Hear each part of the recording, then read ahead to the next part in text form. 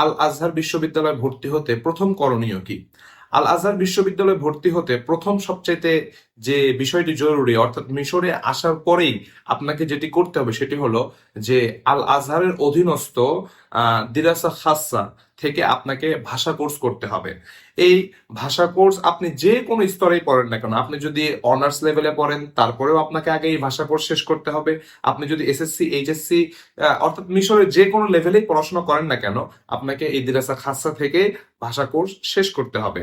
এবং এই ভাষা কোর্স আবার দুটি ধরনের হয়, একটা সরকারি এবং একটা বেসরকারি।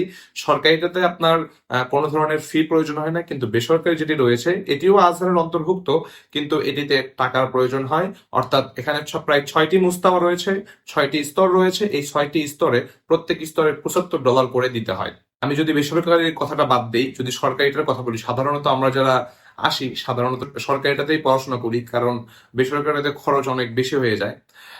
তো সরকারিটাতে পড়ার ক্ষেত্রে এখানে সময়সীমা প্রয়োজন হয় 1 থেকে 1.5 বছরের মতো। তবে এক্ষেত্রে একটি সবচেয়ে সুখকর বিষয় হলো এখানেও পরীক্ষা দেওয়ার সুযোগ রয়েছে।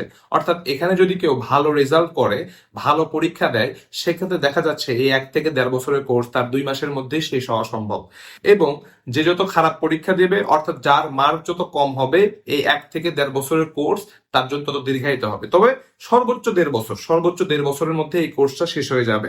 তবে যে যত ভালো পরীক্ষা দেবে, এখন যদি কেউ দেখা যাচ্ছে 50 মার্ক পেয়েছে, তার তার তার মানে তার অর্ধেক সময় লাগবে। কেউ দেখা যাচ্ছে 80 মার্ক পেয়েছে, অর্থাৎ তার তার 4 ভাগের 1 ভাগ, 4 ভাগের 1 ভাগ সময় লাগবে। কেউ 90 মার্ক পেয়েছে, তাহলে দেখা যাচ্ছে যে তার 10 ভাগের 1 ভাগ সময় লাগবে।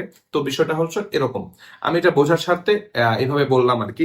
তবে আসলে তারা কিভাবে মার্কিং করে, কিভাবে তারা ছাত্রদেরকে কোন মোস্তাওয়ায় কোন স্তরে উত্তোলন করে, এটা শুধুমাত্র তারাই ভালো জানেন। তবে অবশ্যই 90 উপরে পেলে, 90-এর বেশি মার্ক পেলে অবশ্যই তাকে উপরের মুস্তাওয়াগুলোতে অধীনস্থ করা হয় বা উপরের মুস্তাওয়াগুলোতে তাকে তুলে দেওয়া হয়।